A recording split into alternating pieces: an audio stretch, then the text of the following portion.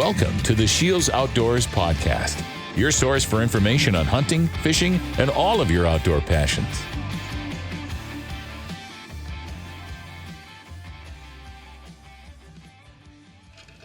Hello, everyone, and welcome to the SCHEELS Outdoors podcast.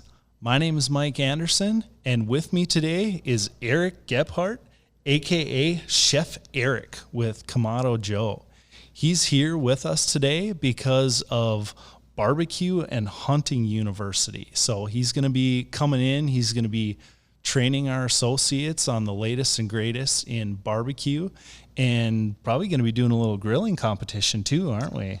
Yeah, just a little bit, super stoked to be here with SCHEELS in North Dakota. It's my first time, so super pumped up, and we brought some pretty impressive kits with us with the Kamado Joes and Master Built, so we're ready to rock and roll. Oh, that's exciting. So, for the people that don't really understand university, like, what is it all about? Why are you really here? Sure. So, it's an opportunity to get some face time and really allow everybody to get their hands on the product, right? So, it's one thing to sell a product. It's another thing to believe in it and live the lifestyle, and then it's just fun instead of a job. And I think that's one thing that SCHEELS does a great job with these universities is bringing experts, subject matter experts in who really are passionate about their jobs, and then that passion is just contagious and it bleeds through.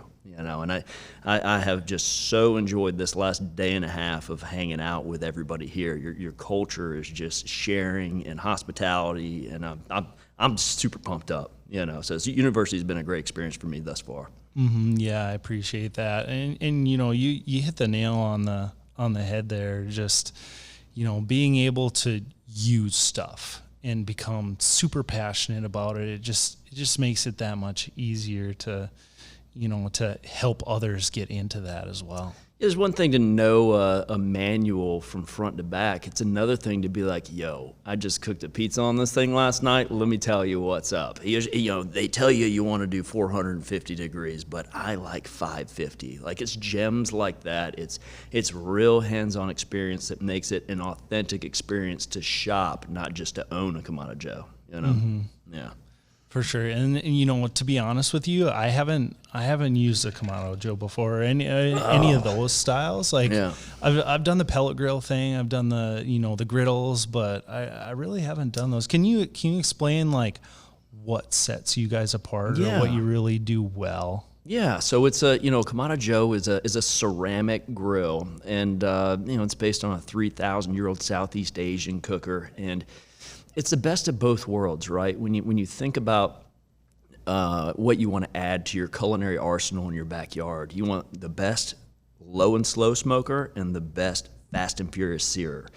And so with the Kamado Joe, you're able to use natural lump charcoal and smoke, for 16 hours at a time without adding additional charcoal, or you're able to get up to 1,200 degrees Fahrenheit if you want to. I don't know why you would want to get to 1,200, but it's nice to have the option. Because you can. Exactly. It might be nice if we were like reverse searing, ribeye tomahawks, and we just wanted that blister sear on the outside, that caramelization. And we've got all kinds of fun accessories that fit into the grill itself to create different sear signatures and heat signatures to provide that different experience. And I would say, you mentioned pellet grills. Kamado Joe is different in the fact that you're actually interacting with the flame. So, so much of what you guys do is just outdoor lifestyle. Some people relax on a Friday. They'll open a bottle of wine and pour themselves a glass, and they're relaxed before they even take their first sip. Building the fire, for me, is what quickens my pulse but lowers my blood pressure. When I'm in there and making my little charcoal cave and I light the fire, I'm not thinking about work. I'm not thinking about what's going on with social media or my phone. It's almost an exercise in being in the moment, mindfulness, being present. And that's what I love about it. So before we even get the food to the grill, or before we're even serving people, because that's a lot of folks that on the Kamado Joes, they get so much joy for serving others. You're relaxed, you're in the zone, you're scratching that primal itch, you're playing with fire. It's just a beautiful thing. And as an outdoorsman myself, that's what originally drew me to Kamado Joe. Yeah, it's just a great escape. And then at the end, you get to eat some delicious reap food. the benefits. Yeah, reap the benefits. Exactly. So what first got you into grilling and cooking? Yeah, well, I'm an Eagle Scout from Hillsborough, North Carolina, a small little historic town, but we'd spend a lot of time in the woods, and part of that was at nighttime building the fire. I can remember, at age 12, being on the Appalachian Trail with my mom, and she, you're hiking 50 miles, you're out there for 3-4 days.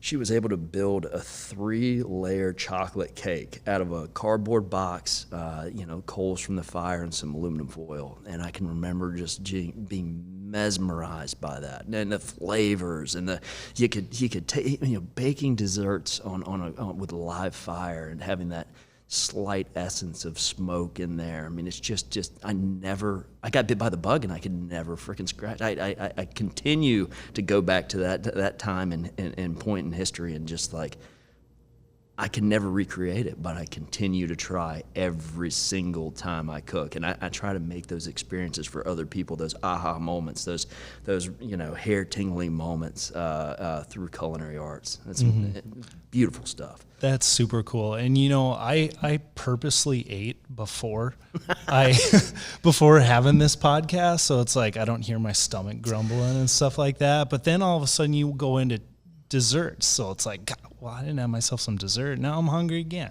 Let me tell you. So on today's menu, we're gonna smoke a New York strip, an E3 beef New York strip loin, like the whole loin. Ooh. But also on that grill, we're gonna have some Red Bliss and Yukon Gold potatoes. So as the drippings of the New York strip hit the charcoal and caramelize, that smoke raises up and is what is seasoning the potatoes. Right, so the potatoes are above. The fat isn't dripping into the potatoes, just the caramelized smoke of the New York strip fat cap dripping down on the coals, caramelizing, coming up as blue smoke, or seasoning the potatoes as they cook. And then we put a little goose fat on there to make them a little bit more luxurious. But it's so interesting how you can tap into the flavors as something is cooking. So we'll take that New York strip to an internal temperature of like 115. All right, that's still very rare. We'll slice it open lengthwise, not cutting into steaks, but lengthwise, and then season the newly revealed side. So the exterior of this New York strip has all the benefit of low and slow smoke. It's got a bark on it. It's got the Maillard reaction. This is the same sensation as like brewing coffee or the smell of fresh baked bread. This is proteins have turned to sugars by the amino acids changing, the caramelization slow of the Maillard reaction. But then we're going to season that new side that we just revealed and blister sear at 700 degrees. So it's going to have both low and slow bark and fast and furious caramelization. And then you slice it across the grain, lights out good. Lights out good, I'm telling you. With those potatoes, too. Man. I almost forgot about the potatoes. I need to make it over there Yep. and try that stuff out. It's a culinary jungle gym, you got so many different options, and sky's the limit, and we're at a very interesting time in history with barbecue right now. Is it a noun? Is it a verb? When you say it in Kansas. Is it a lifestyle? It is totally lifestyle, but if you're in New York, barbecue means anything that touches the grill. You're doing barbecue. In North Carolina, it means pork, and in Kansas and North Dakota, it probably means beef, or you're using tomato products, and you can almost identify where someone is from based upon what barbecue means to them and what their sauce is. It's pretty rad. And I've been fortunate enough to travel the world with Kamado Joe. I'm in Germany, I'm in Australia, I'm all across Europe, all across the United States, Canada, down in Baja, like all over the place. And it's the people portion. We've all got to eat, so you darn well better make it interesting. And that's what cooking has become. It's just a vessel to communicate with people and throw high fives. Yeah, that's really the beauty of outdoor cooking. You can make it whatever you want. You can just let your creativity flow. It's not going to be perfect every time. You got to try new things, not be afraid to fail. Absolutely. Our good friend Anthony Bourdain said, that the only way you're going to experience the great meal is if you're not afraid to have a bad one. You got to stretch outside your comfort zone a little bit. You got to push the envelope. And so when we're getting started into grilling, and there's so many people, we're getting post-pandemic now, are getting on the other side of this thing. There's so many people who are forced to cook at home for the first time. And, they're getting these beautiful grills and they're learning. I've kind of changed my focus from, flexing this culinary muscle of 20 years of being chef around the world and saying, here's what's possible on the grill, to really saying, all right, here's a whole new generation of grillers that have just kind of been thrust into it. Let's focus more on 101 fundamentals, back to basics, blocking and tackling, and using this tool that's going to bring your family back to the table. And it's just been far too long that 11% of meals in the United States are eaten in the car.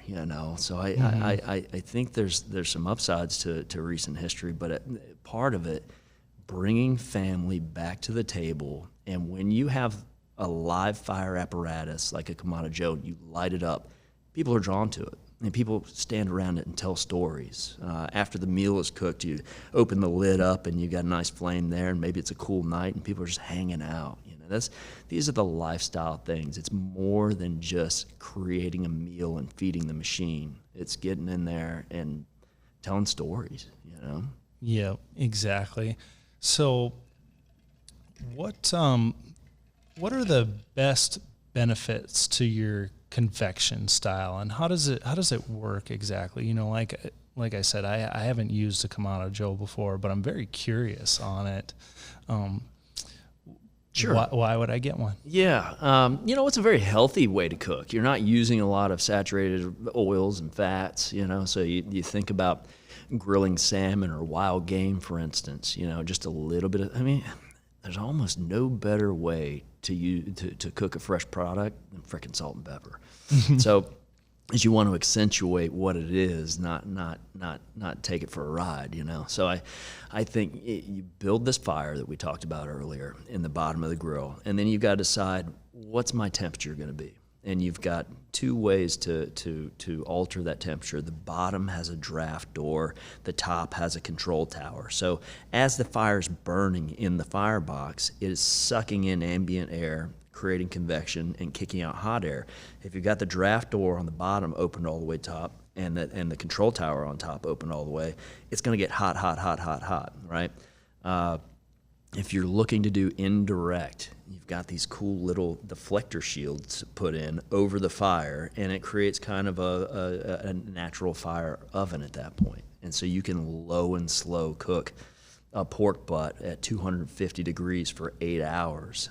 And what happens is, the smoke comes up, it hits the dome and self-bastes and then goes out the top, but it's slowly but surely heating this thing to the center. And what happens inside is the collagen, the fat, there's two types of fat, collagen and elastin. The collagen breaks down and turns into gelatin. And that's what happens when meat gets really delicious, right? It starts getting that wobble to it that just, and it pulls. If there's a bone in it, you just slide it right out, and that's where you get your barbecue. Or you can go on the other side of this and keep the draft door open, keep the control tower open, and then we're, maybe 600-700 degrees, and perhaps we're searing scallops on a soapstone, but we close the lid just a little bit because the fuel source itself is also the secret ingredient. It adds flavor, so natural lump charcoal. It's a 3-week process at a very low oxygen and low burn rate to get this beautiful natural lump charcoal. You light it, and it's got that flame-kissed, slightly, what is that? Why do I like this so much? Tapping into that primality that we all have, and it's wonderful. So I think why you want a Kamado Joe is because it is the world's best low and slow smoker, live fire low and slow smoker, and you've got the ability to sear at a very high elevated level, and then anything in between. So it's kind of everything that you want And there's some things that make it really interesting too with the accessories that we do. You can have a rotisserie on there. There's nothing better than a whole bird or a fatty ribeye that is rolling on rotisserie, and as it's rendering out itself, basting itself. Now I'm getting hungry. But I'm continually drawn to the flame and drawn back to the capabilities of this grill, and it's truly changed my life. My last restaurant had 15 of these grills in it. Really? Yeah, it was That's huge. wild. It was huge. We cooked everything on it. It was about a 300-seat restaurant, and I have made every single mistake there is you can make on a Kamado style grill. There's no question about it, and I think that's kind of what positions me in a unique scenario to be really good at what I do for Kamado Joe. I got some fluff title. I forget what it is. It's like Director of Culinary Inspiration or something. It's like really it's chief dishwasher. But it's a joy to cook. It sporterizes cooking. And it can be intimidating for some to interact with a live flame, but you think a lot about a lot of the pellet grills and stuff, and it's hard to get over 450, 500 degrees, and you never see the flame. I think it's not a different user. It's just somebody that's looking for a little bit more out of their grill. Yeah, that makes sense. And kind of the holdup seems to be just intimidation of it. It's a little bit different to use, but as long as you're not afraid to fail every once in a while, like you're going to pick it up, you're going to learn it, and then you're just going to broaden your cooking horizons.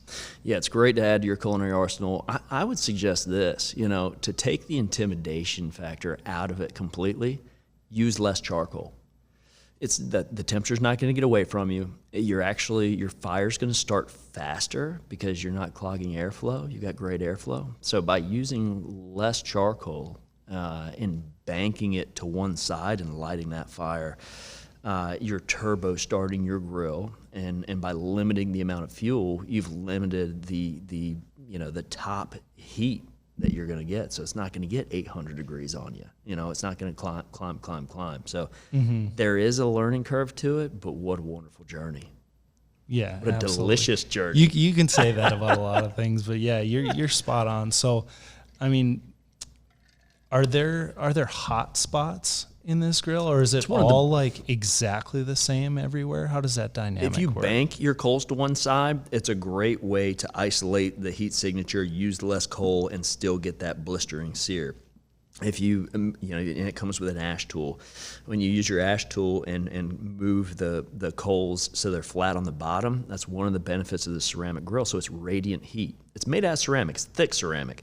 So when you think about cooking chicken, say on a gas grill, and I just say chicken because everybody knows how to cook chicken, right? Or everybody attempts it anyway.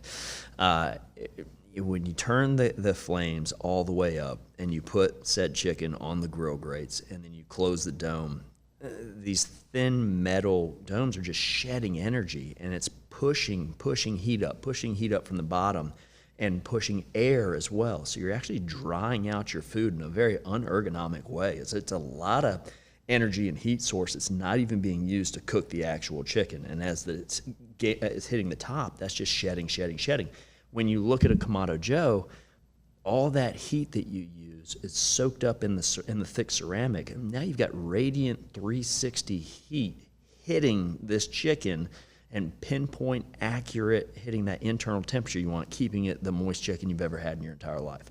My aha moment was a spatchcock chicken, cutting the backbone out, flattening it out, cooking it indirect, for about 45 minutes, and it was the best bird I've ever had in my entire life. I was like, okay, there is something to this. It really is remarkable. But as that dome sucks up the energy, it's just a very ergonomic and incredible way to cook meats, vegetables, and seafood, and desserts, as we talked a little bit. And some of those desserts I'd like to do key lime pies.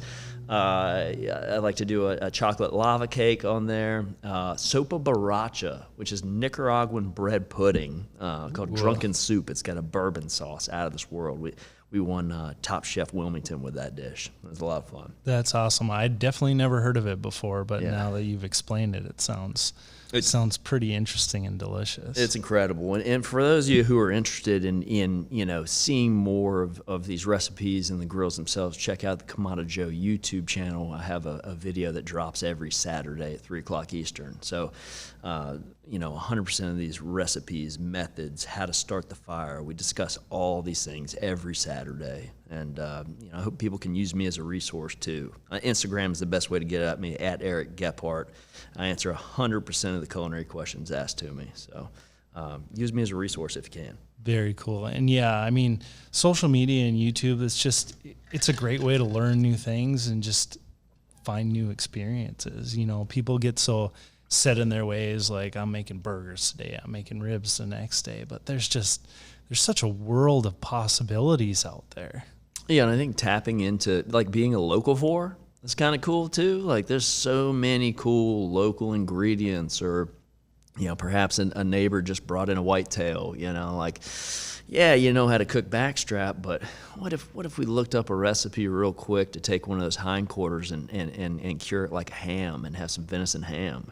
Throw it on the smoker and try that for Thanksgiving. Ooh, interesting. I like that. Yeah, and I say that from experience. That's a lot of fun. That's a great cook, because when you put sweet in the brine for something that is very lean, like a lot of wild game is, your brain perceives it as moisture content. And so by ham curing these things, it's fantastic. I will hands down give my neighbor's backstrap and keep the hams for myself every time. Okay, well, I want to do this now on the next deer that I shoot. Yeah. So can you just walk me through the process? Yeah. So we'll do like you could do a 3-day brine or a 3-hour brine, but it depends on the size of the deer. Let's say you've got your average size deer, you've got the back leg, and you want to just have, like, I don't know, let's say you want enough liquid to be able to cover the entire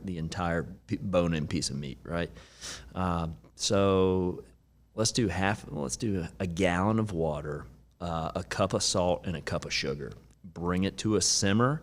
Use a whisk until you can't see sugar or salt anymore. Maybe you throw some peppercorns in there. Maybe you throw some bay leaves in there. Whatever you got, and then dump ice in it. Let's say like 2 quarts of ice to cool the water down a little bit, and then put that leg in there. Let's call it 3 days. All right, equal parts sugar, salt, whatever aromatics you want. Maybe a little garlic. Gotta throw a little garlic. You gotta throw a little garlic. And the hardest part about this is just finding a cooler you can spare for 3 days, or finding some real estate in the refrigerator for 3 days. And you wanna have this piece of meat submerged in that liquid, and then take it out, dry it off, and then slow smoke it till it comes to when I say slow smoke, I mean like 225. Put a little bit of smoke on it, not too much, and we're gonna let that go for probably 2 hours, hour and a half, 2 hours. Let's go hour and a half. And that's going to bring us to an internal temperature of about 145, 150. And then let it cool, slice it thin, hold the bone up, and slice up and down, and you're going to get these beautiful ribbons. And they're going to taste just like ham, but it's your venison ham. And it's stunning. And especially, why not for Thanksgiving? I know we're kind of far away from it right now, but maybe you got to do a couple practice cooks. Yep, you know what exactly. I mean? Yeah. But you want to use those, those quarters, and the front quarters are good too. You're cutting around the ligaments and stuff, but just thin slices, and it's just amazing. I do goat that way too. Very nice. So, I've struggled with getting my family to eat venison. A lot of the times we'll just, turn it all into jerky because, my wife's not the biggest fan of venison. It's just like, I got a sauce for you. Got it in the head or whatever, but Yeah. new ways of cooking it. That's super interesting to me, and hopefully the viewers enjoy that too. I want to share a recipe with you, and I don't know if you can attach it to the end of this video. I don't know. We can figure it out. I can get it to you today. It's called a Cape Town glaze, And for anybody who's like, oh, it's too gamey, you know, it's really not, right? But this Cape Town glaze is stunning on wild game. And I have yet to come across a person who at the beginning of the meal didn't like wild game. By the end of the meal, they did. You know, I mean, this Cape Town glaze is really nice. I put it on lamb a lot, but just by taking whatever it is, and let's call it a shoulder. By taking a knife and poking holes all around it, and then studding pieces of ginger and pieces of garlic in it, and then in a pot you've got ginger, garlic, mustard, soy sauce, brown sugar. And you simmer that up, and then perhaps we've got it on a rotisserie, or you want to marinate it in that mustard, soy sauce, brown sugar, ginger, garlic liquid, and then you're basting with a rosemary brush as it goes. I mean, it is. I'm gonna have to walk out of this podcast and go cook this now. Like I'm freaking out. Do you have? We're gonna have to take a commercial break here. Yeah, straight up. I'm just convinced right now. I've only got another day left here in Fargo, but I'm pretty sure I'm gonna bypass all my plans to go downtown and check it out and go do this cook. Because I just talked myself into it. Oh, funny. So, well, you know, you strike me as a guy that probably has a story or two. So I want to hear a story about something that you had no idea it was going to turn out, just anticipated failure, but it turned out to be like one of the best things you ever cooked. Put me on the spot. Yeah, I, as a guy who travels for a living, shows up in a town that he doesn't know, doesn't speak the language, and has to find grocery stores, best meat purveyors, seafood purveyors, turning hotel rooms into triage prep centers. I would say every meal is Kitchen Impossible. But, you know, and the things that you think that you really fret about when you're 2 hours away from serving 400 people, and you don't know how you're going to make it work, but you already spent the money and you've already got it going. You're just missing that connection piece. Those are the things that end up becoming your next favorite menu item, because you find that one connection piece. And I'll give you, for instance, I didn't know how I was going to do my potatoes today. I put them in the grill, you know, I was roasting them slow. The New York strip happened to be in there. And then I opened the grill and I saw what was occurring. It was no brilliance of mine to say that we're going to smoke these potatoes with the dripping fat of the New York strip, you know, and let that blue smoke season them. It happened. And I was like, if I ever open another restaurant, this is going on the menu. You know what I mean? And what better way to pair a side dish with its main piece than to smoke it with the drippings of it. But to go back in history, I mean, I've been to some pretty incredible places and in some pretty sticky situations, culinary-wise. Spent some good time with Anthony Bourdain in the Cayman Islands, prepping up till 3 a.m. and drinking Negronis until the sun came up, you know, and then rolling out, cooking for 200-300 people, you know. Being in Germany and just not knowing a single person, and then all of a sudden meeting somebody in a grocery store and they're a Michelin star chef, and you spend an incredible night in their kitchen with their family and friends. I mean, we've all got to eat.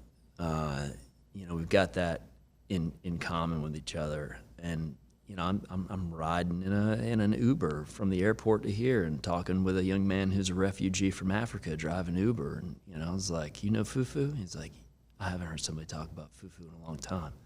That's my favorite food. You know, and like making connections with people has got to be my favorite thing to do. You see somebody smiling, you know what I mean? Just like a happy person, you know they got a favorite food. So I know I'm dodging the question a little bit, but I'm kind of going off on this tangent. Like, my favorite thing that I never know how it's going to work out is how to get from point A to point B. And we might hit the entire alphabet before we get there, but in the end, it's always 100% been an incredible journey, and it's just all worked out. Just don't burn your stuff. Just don't burn it. Yeah, as long as you don't burn it, you still got a hope and a prayer. You know what I mean? Yeah, exactly. And we chefs don't call it burning; we call it over caramelizing, euphemistically. That's right. Yeah. Great way to put it. Yeah. Great way to put it. But I love the people portion of cooking. I'm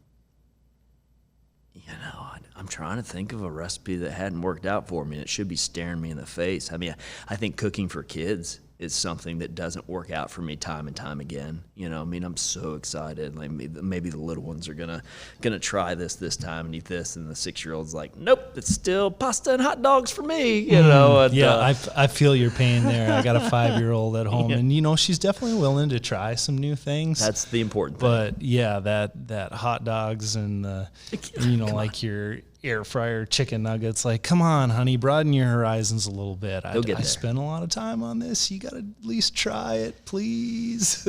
Sometimes you got to disguise it, you know. Oh yeah, that's a good way of doing it. I got bad luck. So one thing that didn't work out for me, I tried this beautiful dish. I was a chef in Naples, Florida for a while, and we were mincing up shrimp and doing this Thai dish with it. A lot of lemongrass, ginger garlic scallions, a little sake. And blitzing up shrimp with all that, and then forming it into lines and putting skewers and roasting it. And we made these like really cool shrimp sticks, you know. And so it's like, all right, she likes shrimp sometimes. Maybe I can make a shrimp chicken nugget with this old recipe that I had. And I altered it and this and that, and I tried to tell her it was a chicken nugget just to see her eat it and see if she did. She called me out, she didn't even get close to it. I think if I'd been honest, I would have had a better shot, but she just looked at me like, you can't fool a 6-year-old. That's just way too different than a chicken nugget. She's like, get out of town, and I didn't. They're just too smart for their own good sometimes. Too smart for me, that's for sure. But so cooking for the family is great. And that's one thing that I've really enjoyed owning, is getting the protein, the vegetable, whatever side might be going on, and the sauce to the table hot with everybody sitting down. And that's the trick, right? Because I got 2 little ones running around barefoot in the creek. It's like, all right, everybody get up here, let's do it, And one thing I'd tell the viewers, take a little stress out of it. Have the kiddos start setting the table. That's something we did. We're getting out of making kiddos do stuff. We got to put them back to work. Like if you want a kid to eat something off the grill or out of the oven, you've got a 50% greater chance if they help cook it, because they'll at least try it. Yeah, they just get them involved in the process. That means like, hey, I put some effort into this too. Let me reap the benefits. They're owning it at that point. Now, I'm going to tell you another way to get another 25% out of them is if they help harvest it, whether we're talking cucumbers or deer, they're another, 25 to 35. Of course, I'm making up these statistics. 25 or 35% likely to try it, right? So imagine that. Imagine you've got a kid that's growing a tomato that never would try a tomato out of the grocery store, but they took ownership. They watched it sprout up. They watched it grow. They watched a rabbit take out all of its friends around it, and they know that tomato. You're darn right they're gonna try it, and they're gonna have more of a sense of empathy. They're gonna have a sense of ownership. They're given this job, and then you show them how to cook with it. You're giving them lifelong skills, at a very young age. I cannot speak highly enough or implore people, put your kids to work in the house, especially in a culinary sense, and it is going to reap benefits that you can't even see. It's just going to teach lifelong lessons. Absolutely. And when kids are getting taught stuff in the school systems and they're bringing it home, they're educating the adults in a lot of ways. I don't know about North Dakota, but in North Carolina, there's a lot of unhealthy eating habits, and there's a few of them around here too. Yeah. but I mean, my kids might be the only ones at the lunch table spitting out buckshot and eating pheasant once a year. There's some wild boar going on every now and again, and my 6-year-old does love that. My 9-year-old would be a vegetarian if it weren't for medium rare hamburgers and bacon. Those are tough to pass up. But get them involved, get your spouse involved. Find ways to take the stress out of it, whether it's chopping things that need chopping if you don't trust somebody with a knife. I say trust them with a knife. If not, go with a knife. Get that stuff done easy. Go ahead and pull the plates down. Know what platters things are going to go on. Have the serving spoons out already. And then ask, quote unquote, ask for their help. You know what I mean? Like, just make it enjoyable. And then little by little, they'll start owning it. And that's magic. That's absolute magic. Absolutely. So, all right. Well, this has been a great time. You've got me famished at this point. A lot of great tips and, showing why the Kamado Joe is important, all the different possibilities it can do. Do you got one last takeaway for us? I would just say happy people make happy food, Even when you're at home, this last year has taught me to bring the lessons I learned on the road home, and that's have a gracious heart, have brand new eyes, look at things as if you were looking at them for the first time, and don't fall into the mundane of day-to-day life. Let food be that transport for you, and let grilling take you there. Beautiful. All right. Well, thank you so much for your time. It's been a pleasure. Yeah, cheers, my friend. We're going to, these recipes you talked about, we'll get them in the description. We'll get, thank you. Your social media and your YouTube. So, people want to learn more, just head to the description of this podcast and learn some new culinary expertise. Can I sign out with my catch YouTube phrase? Please do. From our backyard to yours, cheers and happy grilling. Happy grilling. Thank you for listening, and see you next time.